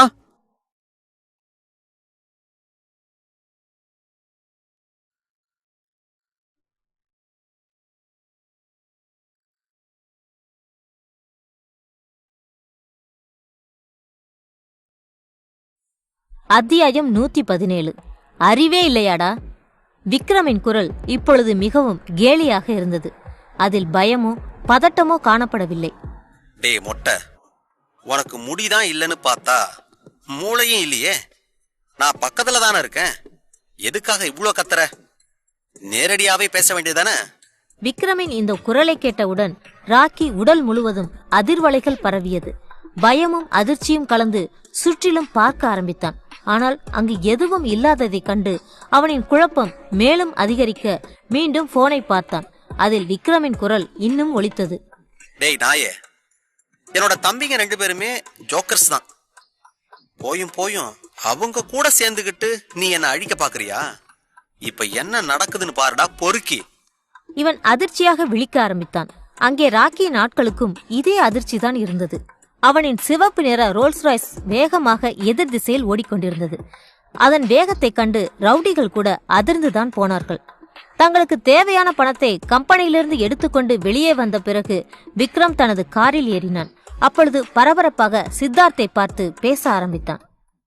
சித்தார்த், சீக்கிரமா என்னோட காரை எடுத்துக்கிட்டு நீ தான் அந்த ஹார்பர் ஏரியாவுக்கு போகணும். எனக்கு இங்க கொஞ்சம் வேலை இருக்கு. இதை கேட்ட சித்தார்த்தின் முகத்தில் அதிர்ச்சி பரவியது. குழப்பமாகவும் விழிக்கத் தொடங்கினான். என்ன நடக்குதுங்க? நம்மளை கூட்டிட்டு போய் ஏதோ ஒரு பெரிய பிரச்சனையில மாட்டி விட பாக்குறாங்களே, இப்ப என்ன பண்றது? பலவாறு அவன் குழம்பிக் கொண்டிருப்பதை கண்ட விக்ரம் அவனது கையை பிடித்து சில வார்த்தைகளை சொன்னான். அந்த வார்த்தைகளில் அதிகப்படியான நம்பிக்கையும் தெரிந்தது. சித்தார்த், நீ எதுக்கும் பயப்பட வேண்டியதில்ல. என்ன நடக்க போகுதுன்னு எனக்கு நல்லாவே தெரியும். அவங்க எங்க இருக்காங்கன்னு நான் கண்டுபிடிச்சிட்டேன். நான் போய் அவங்கள சமாளிக்கிறேன். நீ என்னோட கார்ல அவங்க சொல்ற இடத்துக்கு போய்கிட்டே இரு. என்ன பண்ணணும்னு நான் உனக்கு சொல்றேன். அவன் இந்த அளவுக்கு வற்புறுத்தி பேசுவதால் சித்தார்த் வேறு வழி இல்லாமல் விக்ரமின் காரை எடுத்து ஓட்டத் தொடங்கினான். ஆனாலும் மனதில் பதட்டம் இருக்கத்தான் செய்தது. கடைசியில இவரை நம்பி நாம போயிட்டு இருக்கோம். நம்மளோட உயிருக்கு எந்த ஆபத்தும் வராம இருந்தா சரிதான். குழப்பமான சூழ்நிலையில்தான் அவன் காரில் தொடர்ச்சியாக பயணம் செய்தான். விக்ரமின் போனில் அவன் ஒரு மறைமுகமான வசதியை பயன்படுத்தி வந்தான். இவனுக்கு அந்த எண்ணிலிருந்து போன் வந்தாலும் அவர்களிடம் இருப்பிடம் இருப்பது அதில் தெளிவாக தெரிந்துவிடும். அவர்கள் என்னதான் ஹேக்கிங் முறையை பயன்படுத்தினாலும் இவனது போனில் இருக்கக்கூடிய வசதியை உடைக்க இயலாது. முதல் முறை ராக்கியின் இடம் தெரிந்தபோது போன் வந்த சமயத்திலேயே அவர்களின் இருப்பிடத்தை இவன் கண்டுபிடித்திருந்தான். மேலும் அவர்கள் அதே இருப்பிடத்தில் இருக்கிறார்களா, அவர்களின் திட்டம் என்ன என்பதை அறிந்து கொள்வதற்காகத்தான் இவ்வளவு நேரம் அவர்களுக்கு வாய்ப்பு கொடுத்து தொடர்ச்சியாக பேசிக் கொண்டிருந்தான். மற்றபடி அனிகாவை காப்பாற்றுவது எல்லாம் அவன் மனதில் என்றோ தீர்மானமாகி போன விஷயங்களே. இப்பொழுது கூட சித்தார்த் மிகவும் பயத்துடன் தான் இருந்தான். கார்ல இருக்கிற வரைக்கும் தான் நமக்கு பாதுகாப்புன்னு விக்ரம் சொல்லியிருக்காரு. எங்கேயும் நிறுத்தாம போயிட வேண்டியதுதான். அந்த சமயத்தில் அவனது போன் அடித்தது. மறுமுனையில் விக்ரம் தான் அழைக்கிறான் என்பதை உணர்ந்து கொண்டு சித்தார்த் எடுத்து பேசினான். சித்தார்த், எல்லாமே நம்ம பிளான்ல தான் நடக்குது. சீக்கிரமா ஹார்பரை விட்டு போயிடு. நீ காரை விட்டு இறங்குனா உன்னை மொத்தமா காலி பண்ணிடுவாங்க. பாஸ், இவங்க நிறைய பேர் இருக்காங்க. எப்படி சமாளிக்கிறதுனே தெரியல. ஹேய், நீ எதுக்கும் கவலைப்படாத. இப்ப புயல் மாதிரி காரை ஓட்டு. குறுக்க எது வந்தாலும் அடிச்சு தூக்கிட்டு போயிட்டே இரு. அப்பதான் உயிர் பழைக்க முடியும். சித்தார்த்தும் காரின் வேகத்தை இன்னும் பல மடங்கு அதிகரிக்க தொடங்கினான். ராக்கியும் தனது அடியாட்களிடம் போன் செய்து கத்த ஆரம்பித்தான். டேய், ஏதோ ஒரு தப்பு நடந்துருச்சு. அந்த காரை விட்டுறாதீங்க. மொத்தமா அடிச்சு தூக்க ஏற்பாடு பண்ணுங்க. அவர்களும் பரபரப்பாக செயல்பட தொடங்கினார்கள். தங்களிடம் இருந்த ஒரு லாரியையும் சில மோட்டார் சைக்கிளையும் எடுத்துக்கொண்டு அந்த காரை வேகமாக பின்தொடர்ந்தார்கள். ராக்கி மேலும் தனக்கு முன்னால் இருந்த அடியாட்களை பார்த்து கத்தினான்.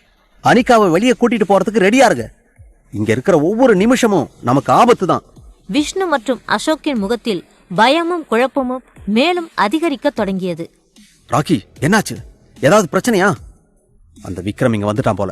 நம்ம சீக்கிரமா இங்கிருந்து தப்பிச்சு போகணும். இல்லனா எல்லாமே மொத்தமா சொதப்பிடும். அவன் சொல்வதைக் கண்டு இவர்கள் இருவரும் மயக்கம் போடும் நிலைக்கு சென்றார்கள். என்னடா இது, எல்லாமே நமக்கு சாதகமா நடக்குதுன்னு பார்த்தா இப்ப எல்லாமே நமக்கு எதிரா போயிட்டு இருக்கு. இப்ப என்ன பண்ணி அந்த விக்ரம் கிட்ட இருந்து தப்பிக்கிறது? பலவாறு நினைத்து குழம்பியவர்கள் அவசரமாக அங்கிருந்து கிளம்ப முற்பட்டார்கள். அப்பொழுது அனிகாவுக்கு அருகே இருந்த ராக்கியின் அடியால் காற்றில் பறந்தான். விக்ரமின் குரல் அந்த பகுதி முழுவதையும் அதிர வைக்கும் வண்ணம் ஒலித்தது. ஏய், என்னடா அவசரம் உங்களுக்கு? அதுக்குள்ள தப்பிச்சு போய் என்ன பண்ண போறீங்க?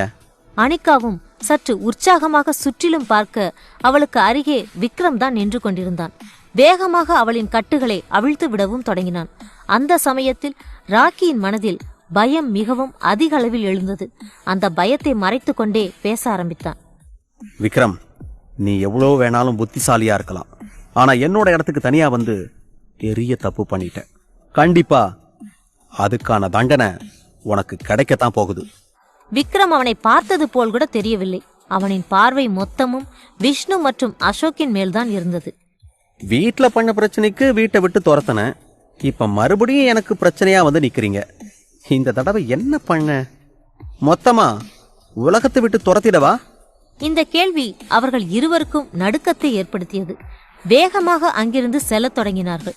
ஒரு 6 பேர் விக்ரமை சுற்றி கொண்டார்கள். விக்ரம் முகத்தில் இருந்த புன்னகை மட்டும் மாறவே இல்லை. அங்கே சித்தார்த்தின் ரோல்ஸ் ராய்ஸ் காருக்கு முன்னால் திடீரென 4 பைக்குகள் வந்து நின்றது. அவனும் தனது ஆக்சிலேட்டரில் இருந்து காலை எடுக்காமல் வேகமாக ஓட்டினான். பின்னர் பிரேக் அடித்து ஸ்டேரிங்கை பெரும் வேகத்தில் திருப்ப அந்த காரானது அப்படியே ஒரு கணம் சுழன்றது. காரின் பின்பக்கம் அந்த 4 மோட்டார் சைக்கிளையும் அடித்து பறக்க விட்டது. இவன் வேறு திசையில் திரும்பி ஓடத் தொடங்கினான். பின்னால் வந்த லாரி கூட இவனது வேகத்தில் திரும்ப முடியாமல் கவிழ்ந்து உருள ஆரம்பித்தது. அதை கண்ட பிறகுதான் சித்தார்த்துக்கு சற்று நிம்மதி வந்தது.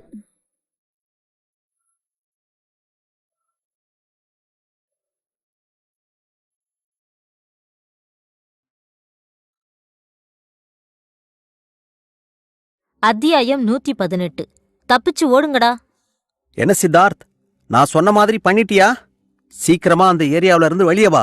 நீ பண்ண வேலைக்கு சம்பளம் அந்த 50 கோடிய நீயே வச்சுக்கோ. இதை கேட்ட சித்தார்த் மயக்கம் போடும் நிலையை அடைந்தான். விக்ரமிடமிருந்து இப்படி ஒரு பரிசை அவன் எதிர்பார்க்கவில்லை. விக்ரம் இங்கே தன்னை எதிர்த்தவர்களிடம் தனியாக மோதியபடியே போனில் சித்தார்த்திடம் பேசிக் கொண்டிருந்தான். தன்னை எதிர்த்து வந்த யாரையுமே விக்ரம் ஒரு பொருட்டாக கூட மதிக்கவில்லை. அவனது வேகம் மிகவும் கடுமையானதாக இருந்தது. கண்ணில் பட்ட அனைவரின் கதையையும் மிகவும் வேகமாக முடித்து அழிக்கத் தொடங்கியிருந்தான். தனக்கு முன்னால் வந்த ஒருவன் கையை பிடித்து இழுத்தவன் காற்றில் சுழற்றி வேகமாக தரையில் அடித்தான். அவன் உடலில் பல எலும்புகள் உடைந்து போக அப்படியே மயங்கி சரிந்தான். அடுத்தவனின் நிலையும் அதுவாகத்தான் இருந்தது. மற்றொருவன் கையில் ஒரு பெரிய இரும்பு தடியை வைத்து விக்ரமின் கையை குறிப்பார்த்து ஓங்கி அடிக்க முயன்றான். அந்த இரும்பு தடியை இடது கையால் பிடித்தவன் அதனை பறித்து கொண்டு அடுத்தவன் நெஞ்சில் ஓங்கி உதைத்தான். பின்னால் வந்தவன் மேல் இடித்து இருவருமே கீழே சரிந்தார்கள். இவ்வாறு அங்கு சண்டை 4 நிமிடங்கள் மட்டும்தான் நடந்தது. அதற்குள் 6 பேரும் 4 திசைகளில் சிதறி விழுந்திருந்தார்கள். விஷ்ணு மற்றும் அசோக்கும் அந்த இடத்திலிருந்து தப்பி செல்வதற்காக ஜீப்பில் ஏறியிருந்தார்கள். அந்த ஜீப்பில் ஏற்கனவே ராக்கி அமர்ந்திருந்தான்.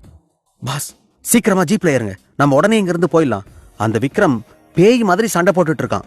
இந்த வார்த்தைகளை சொல்லிக்கொண்டே ராக்கி வேகமாக ஜீப்பை கிளப்பினான். விக்ரம் வெளியே வந்து அந்த ஜீப்பை பிடிப்பதற்காக துரத்த முயன்றான். ஆனாலும் ஜீப்பின் வேகம் அதிகமாக இருந்ததால் இவனால் அதனை நெருங்க இயலவில்லை.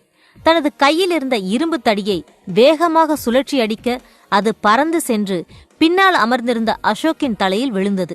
உடனே ரத்தமும் அதிகமாக கொட்ட ஆரம்பித்தது. ஐயோ அம்மா! அருகில் இருந்த விஷ்ணு சுதாரிப்பாக செயல்பட்டான். வேகமாக ஒரு துண்டை எடுத்து அவனது தலையில் வைத்து அழுத்தி பிடித்தியபடியே அவசரமாக பேசினான். ராக்கி, வண்டியை நிறுத்தாத, வேகமா போயிட்டே இரு. அவனும் வேகமாக அங்கிருந்து தப்பி ஓடினான். அதை கண்ட விக்ரம் சற்று ஏமாற்றமாக உள்ளே திரும்பி வந்து பார்த்தான். அங்கு கலக்கமான நிலையில் அனிகா நின்று கொண்டிருப்பதை கண்டான். அவர்கள் இருப்பிடம் இதுதான் என்பதை அறிந்து கொண்ட விக்ரம் தனி ஆளாக அங்கு வந்து சேர்ந்திருந்தான். மெதுவாக அந்த பகுதியை சுற்றி பார்த்தவன் அவர்கள் இருக்கக்கூடிய இடத்தையும் உறுதி செய்தான். பின்னர் பக்கவாட்டு பகுதியில் இருக்கக்கூடிய தகரத்தின் உடைந்த பகுதிகளை குறிவைத்து அதன் மூலமாக உள்ளே நுழைந்தான். தனக்கான நேரம் வருவரை அனிகாவுக்கு அருகே காத்திருந்தான். சரியான சமயத்தில் புகுந்து அவர்கள் அனைவரையும் மொத்தமாக கதையை முடித்து விட்டான். இப்பொழுது அனிகாவின் கை கால்கள் கட்டு அவிழ்க்கப்பட்டாலும் மிகவும் சோர்வாகத்தான் நின்றிருந்தாள். அருகில் வந்து விக்ரம் அவனது கையை பிடித்தபடியே பேச ஆரம்பித்தான். அனிகா, ஒன்னும் பிரச்சனை இல்ல, வா, சீக்கிரமா நம்ம வீட்டுக்கு போகலாம். விக்ரம் கையை பிடித்து தூக்கியதால் மெதுவாக நடக்க முற்பட்டாள். ஆனால் அனிகாவின் கால்கள் அப்பொழுது தடுமாறியது. மெதுவாக மயக்கம் போடத் தொடங்கினாள். இவ்வளவு நேரம் கட்டி வைக்கப்பட்டிருந்ததால் அவளின் கை கால்கள் சோர்வாக இருக்கலாம் என விக்ரமுக்கு புரிய அவளை 2 கைகளாலும் வாரி எடுத்து தூக்கினான். தனது தோளில் போட்டபடியே மெதுவாக அங்கிருந்து நடக்கத் தொடங்கினான்.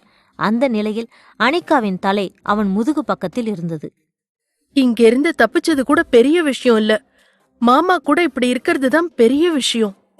அந்த குடோனில் இருந்து சற்று தள்ளிதான் விக்ரம் காரை நிறுத்தியிருந்தான். ஆகவே நீண்ட தூரம் நடக்க வேண்டியதாக இருந்தது. அவளை சுமந்தபடியே அழைத்துச் சென்றவன் தனது காரை நெருங்கிச் சென்றான். அனிகா, உனக்கு ஒன்றும் பிரச்சனை கிடையாது. சீக்கிரமா இது எல்லாமே சரியாயிடும். நீ தைரியமா இரு. தனது வாட்டர் பாட்டிலை எடுத்து அவளிடம் கொடுத்தவன் ஆதரவாக அவளின் முகத்தை பார்த்தான். விக்ரம் பல வார்த்தைகளை சொன்னாலும் அவளை அரைகுறை மயக்க நிலையில்தான் இருந்தாள். இவன் வண்டியை ஒரு ஓரமாக நிறுத்திவிட்டு கையில் தண்ணீரை பிடித்து அவள் முகத்தில் அடித்தான். அவளும் மெதுவாக கண்களை திறந்து சுற்றிலும் பார்க்க ஆரம்பித்தாள். அவளின் முகத்தை பார்த்து ஆறுதல் சொல்லத் தொடங்கினான். அனிகா, எந்த பிரச்சனையும் இல்லை.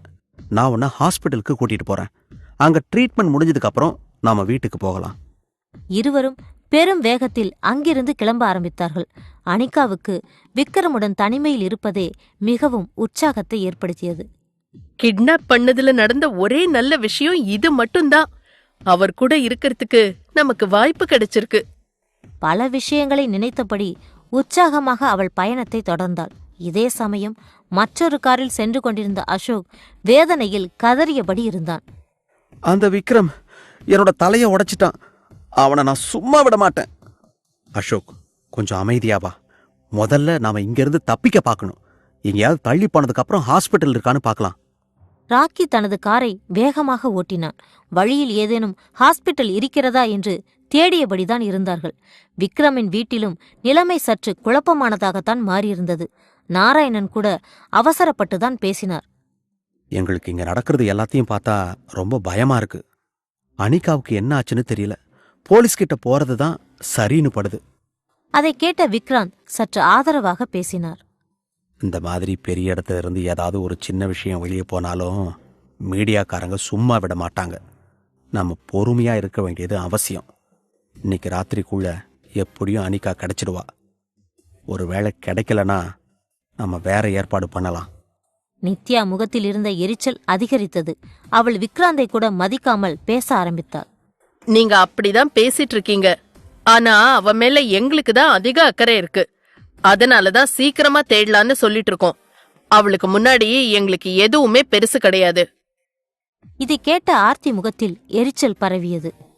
ஏய் நித்யா, நீ ரொம்ப வருத்தமா இருக்கேன்னு இங்க இருக்கிற எல்லாருக்குமே நல்லா தெரியுது. அதுக்காக உன் இஷ்டத்துக்கு பேசிட்டு இருக்காத. கொஞ்ச நேரம் அமைதியா இருக்க பாரு. நிச்சயமா அவ திரும்பி கிடைச்சிருவா. ஏய் ஆர்த்தி, இததான் நீ ரொம்ப நேரமா சொல்லிட்டு இருக்க, ஆனா எதுவும் உருப்படியா நடந்த மாதிரி தெரியல. அவள் இந்த வார்த்தைகளை சொல்லி முடித்த சமயத்தில் ஆர்த்தியின் போன் அடித்தது. அவளும் எடுத்து பேச ஆரம்பித்தாள். மறுமுனையில் விக்ரம் தான் பேசினான். ஹலோ விக்ரம், என்னாச்சு? அனிகா திருப்பி கிடைச்சிட்டாளா? நீங்க இப்ப எங்க இருக்கீங்க? அவள் வரிசையாக கேள்விகளை அடுக்குவதைக் கண்ட விக்ரம் முகத்தில் சற்று குழப்பம் வந்தது. பின்னர் சமாளித்தபடி பேச ஆரம்பித்தான்.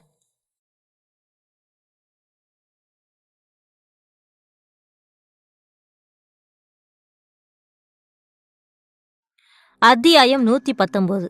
இது என்னோட வாழ்க்கை. விக்ரம் மிகவும் தெளிவான குரலில் ஆர்த்தியிடம் பேச ஆரம்பித்தான். ஆர்த்தி, அனிகா திருப்பி கிடைச்சிட்டா. எந்த பிரச்சனையும் வரல. யாரோ ஒருத்தவங்க பணத்துக்கு ஆசைப்பட்டு தான் அவளை கடத்தியிருக்காங்க. இப்போ நான் அவளை காப்பாத்திட்டேன். ஆனா கொஞ்சம் மயக்கமா இருக்கிற மாதிரி தெரியுது. பக்கத்துல ஏதாவது ஒரு ஹாஸ்பிட்டலுக்கு கூட்டிட்டு போயிட்டு நான் அவளை வீட்டுக்கு கூட்டிட்டு வரேன். விக்ரம், என்னாச்சு? ஏதாவது பெரிய ப்ராப்ளமா? எதுக்காக ஹாஸ்பிட்டல் கூட்டிட்டு போறீங்க? சரி, எந்த ஹாஸ்பிட்டல்னு சொல்லுங்க, நானும் அங்க வந்துடுறேன். ஆர்த்தி, நான் இப்ப சிட்டிக்கு அவுட்டர்ல இருக்கேன். இங்க இருக்கிற ஹாஸ்பிட்டலுக்கு தான் அவளை கூட்டிட்டு போகணும். அப்பதான் விஷயம் ரகசியமா இருக்கும். அவளுக்கு ஒரு செக்கப் மட்டும் பண்ணிட்டு நான் திரும்பி வந்துடுறேன். நீ இங்க வர வேண்டாம். வீண் அலைச்சல் தான். இப்ப கிளம்பினாலும் நீங்க வர்றதுக்கு 2 மணி நேரம் ஆகும். அதுக்குள்ள இங்க வேலை முடிச்சுட்டு நாங்க கிளம்பிடுவோம். அவன் சொல்வதிலும் அர்த்தம் இருப்பது ஆர்த்திக்கு புரிந்தது. ஆகவே சற்று கலக்கமான குரலில் சில வார்த்தைகளை சொன்னார்.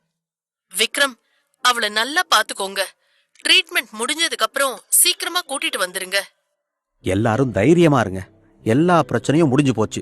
சீக்கிரமா அவளை நான் வீட்டுக்கு கூட்டிட்டு வருவேன். திருப்தியாக பேசி முடித்து விக்ரம் போனை வைத்தான். பின்னர் ஒரு கையால் வண்டியை ஓட்டிக்கொண்டு மற்றொரு கையால் தனது போனிலிருந்து தனக்கு தெரிந்த டாக்டர்கள் நம்பர் ஏதாவது இருக்கிறதா என்று தேடத் தொடங்கினான். இந்த விக்ரமாதித்யா குடும்பத்திற்கு சொந்தமாக பல மருத்துவமனைகளும் செயல்பட்டு வந்தது. ஆகவே அவனுக்கு பொதுவாக பல மருத்துவர்கள் நண்பர்களாக இருந்தார்கள். அதில் ஒருவரை தேர்ந்தெடுத்து போனில் பேச ஆரம்பித்தான். ஹலோ டாக்டர், என்னோட லொக்கேஷன் உங்களுக்கு அனுப்பியிருக்கேன். இதுக்கு பக்கத்தில் நமக்கு வேண்டிய டாக்டர்ஸ் யாராவது இருக்காங்களா? அதாவது நம்ம ஹாஸ்பிட்டலில் வேலை செய்கிற டாக்டர் இருந்தால் சொல்லுங்கள். நான் ஒரு முக்கியமான வேலையாக போக வேண்டியிருக்கு. அவங்க எனக்கு ஒரு உதவி செய்யணும். அவரும் நிலைமையை உணர்ந்து கொண்டு வேகமாக விக்ரம் அனுப்பிய லொகேஷனை பார்த்துவிட்டு பதில் சொல்லத் தொடங்கினார். நீங்கள் இருக்கிற இடத்துல இருந்து ஒரு ½ hour டிராவலில் ஒரு ஹாஸ்பிட்டல் இருக்குது. சின்ன ஹாஸ்பிட்டல் தான். ஜென்ரல் செக்கப் மட்டும்தான் பண்ண முடியும். அந்த டாக்டர்கிட்ட நான் எல்லாத்தையும் பேசுகிறேன். அந்த லொக்கேஷனையும் உங்களுக்கு அனுப்பி வைக்கிறேன். நீங்கள் அங்கே போனால் சரியாக இருக்கும். ரொம்ப நன்றி டாக்டர். நான் போய் வேலையை முடிச்சுட்டு உங்களுக்கு கூப்பிட்றேன். பின்னர் விக்ரம் உற்சாகமாக அவர் அனுப்பியிருந்த லொகேஷனை தேடி பார்த்து காரை விரட்ட ஆரம்பித்தான். ஆர்த்தி போனில் பேசி முடித்தவுடன் கல்யாணி அவசரமாக பேசத் தொடங்கினாள். ஆர்த்தி, என்னாச்சு? அனிகாவை காப்பாத்திட்டாங்களா இல்லையா? அத சொல்லு முதல்ல. அம்மா, அனிகாவுக்கு எந்த பிரச்சனையும் இல்ல. யாரோ பணத்துக்கு ஆசைப்பட்டுதான் இந்த வேலைய பண்ணிருப்பாங்க போல. விக்ரம் அவளை காப்பாத்திட்டாரு. அவ கொஞ்சம் மயக்கமா இருக்கிறதா சொல்றாரு. அவருக்கு தெரிஞ்ச ஹாஸ்பிட்டலுக்கு கூட்டிட்டு போறாரா. போயிட்டு சீக்கிரமா வந்துருவாங்க. தான் பேசிய விஷயத்தை முழு மூச்சாக சொல்லி முடித்தாள். இதை கேட்டு கல்யாணி மற்றும் நாராயணன் முகத்தில் நிம்மதி வந்தது. எப்படியோ நம்ம பொண்ணு பொழைச்சுக்கிட்டா. அது வரைக்கும் சந்தோஷம்தான். நித்யா இன்னும் குழப்பமாகவே முகத்தை வைத்திருந்தாள். அவள் முகத்தில் எரிச்சல் அதிகரிக்கத்தான் தொடங்கியது. நான் தான் சொன்னேன்ல, விக்ரமால எவ்வளோ பெரிய பிரச்சனையா இருந்தாலும் சமாளிக்க முடியும். அதனால தான் இந்த பிரச்சனையை சுலபமா முடிச்சிட்டான். சரி, நான் என்னோட ரூமுக்கு போறேன். நீங்களும் போய் ரெஸ்ட் எடுங்க. சீக்கிரமா அனிகா வீட்டுக்கு வந்துருவா. உறுதியாக இந்த வார்த்தைகளை சொல்லி முடித்த விக்ராந்த் தனது அறையை நோக்கிச் சென்றார். பிரச்சனை முடிந்ததற்கான திருப்தி அவரிடம் காணப்பட்டது. ஆனாலும் நித்யா இன்னும் குழப்பமான மனநிலையில் இருப்பது போல்தான் ஆர்த்திக்கு தோன்றியது. ஆகவே அவளை பார்த்து அவசரமாக பேசினார். நித்யா, என்னாச்சு உனக்கு? எதுக்காக இப்படி முழிச்சிட்டு இருக்க? இந்த கேள்வியை கேட்டவுடன் நித்யா நேரடியாக பதில் சொல்லவில்லை. சில நொடிகள் அமைதியாக இருந்துவிட்டு பேச ஆரம்பித்தார். அனிகா காணாம போனா, திருப்பி கிடைச்சா எல்லாம் சரிதான். எதுக்காக விக்ரம் அனிகா கூட நெருக்கமா பழகணும்? அத நினைச்சாதான் எனக்கு ஏதோ தப்பு நடக்க போற மாதிரி தெரியுது. இந்த வார்த்தைகளை அவள் சொன்னவுடன் ஆர்த்தி முகத்தில் அதிகப்படியான கோபம் வந்தது. ஏய், ஏற்கனவே இந்த மாதிரி பேசிதான் என்கிட்ட திட்டு வாங்கியிருக்க. மறுபடியும் அதே மாதிரி பேச உனக்கு எவ்வளவு தைரியம்? வெறுப்பாக இந்த வார்த்தைகளை சொல்லி ஆர்த்தி திட்டினாள். அருகில் இருந்த கல்யாணி முகத்திலும் கோபம் தெரிந்தது. ஏய் நித்யா, கொஞ்ச நேரம் அமைதியா இரு. நீ அவரை மட்டும் தப்பா பேசல, உன்னோட தங்கச்சியையும் சேர்த்து தப்பாதான் பேசிட்டு இருக்க. இந்த மாதிரி பேசுற வேலைய முதல்ல நிறுத்து. இருவரும் மாறி மாறி திட்டுவதைக் கண்டு நித்யாவின் முகத்தில் கோபம் வந்தது. ஏதோ என் மனசுல பட்டதா சொன்னேன். அதுக்கு போய் எதுக்காக இப்படி பேசிட்டு இருக்கீங்க? அனிகா திருப்பி கிடைச்சதுல எனக்கும் சந்தோஷம்தான். இந்த வீட்ல ஒரு கருத்து சொல்றதுக்கு கூட எனக்கு உரிமை இல்லாம போயிட்டு இருக்கு. சீக்கிரமா இங்க இருந்து மொத்தமா போயிரணும். இதை கேட்ட நாராயணன் முகத்தில் குழப்பம் எழுந்தது. என்ன நித்யா, எதுக்காக இப்படியெல்லாம் பேசிட்டு இருக்க? எங்களை விட்டுட்டு போகணும்னு என்ன ஆசை இது? இதுவரை சங்கர் பற்றிய விஷயங்களோ அவனும் தன் மகளும் பேசி ஒன்று சேர்ந்த விஷயங்களோ நாராயணனுக்கு தெரிந்திருக்கவில்லை. ஆகவேதான் அவர் இப்படி பேசினார். இதை கேட்ட நித்யாவின் முகத்தில் எரிச்சல் அதிகரிக்க தொடங்கியது. அப்பா, அம்மா உங்ககிட்ட எதுவுமே சொல்லலையா? இல்ல தெரிஞ்சும் தெரியாத மாதிரி நடிக்கிறீங்களா? நாராயணனின் குழப்பம்தான் மேலும் அதிகரித்தது. நான் எதுக்கு நடிக்க போறேன்? நீ என்ன பேசுற? எது சொல்றதா இருந்தாலும் தெளிவா சொல்லு. இல்லப்பா, சங்கர் மறுபடியும் என்னை ஏத்துக்கிறதா சொல்லிருக்காரு. நாளைக்கே வந்து கூட்டிட்டு போறாராம். இந்த அதிர்வேட்டை கேட்டவுடன் நாராயணன் மட்டுமல்லாது அங்கிருந்த அனைவரும் முகத்திலும் குழப்பம்தான் அதிகமாக எழுந்தது. ஆர்த்தியும் இதனை குறித்து வித்தியாசமாகவே நினைக்கத் தொடங்கினார். இவ சும்மாதான் சொல்லிட்டு இருக்கான்னு பார்த்தா இந்த விஷயத்துல உறுதியாவே இறங்கிட்டா போல. அந்த சங்கர் அப்படி என்னதான் மயக்கி வச்சிருக்கானோ? நாராயணனும் குழப்பமாகவே பேச ஆரம்பித்தார். ஏய் நித்யா, அவன் எவ்வளவு மோசமான ஆளுன்னு உனக்கு நல்லாவே தெரியும். பின்ன எப்படி அவன் கூட போறேன்னு சொல்ற? தனது விருப்பத்திற்கு குறுக்கே அவர்கள் பேசுவது நித்யாவின் எரிச்சலைத்தான் அதிகப்படுத்தியது. ஆகவே கோபத்துடனே தொடர்ந்து பதில்களை சொல்ல ஆரம்பித்தாள். இல்லப்பா, இது என்னோட வாழ்க்கை. நான் நல்லா யோசிச்சுதான் இந்த முடிவை எடுத்திருக்கேன். இந்த தடவை எந்த தப்புமே நடக்காது. சங்கர் என்ன நல்லா வச்சு பாத்துக்குவாரு. நித்யா பேசுவதை கேட்டு அங்கிருந்த அனைவருக்கும் அதிர்ச்சி பலமாக ஏற்பட்டது. என்ன பேசுவது என்று தெரியாமல் குழப்பமாக விழிக்க ஆரம்பித்தார்கள்.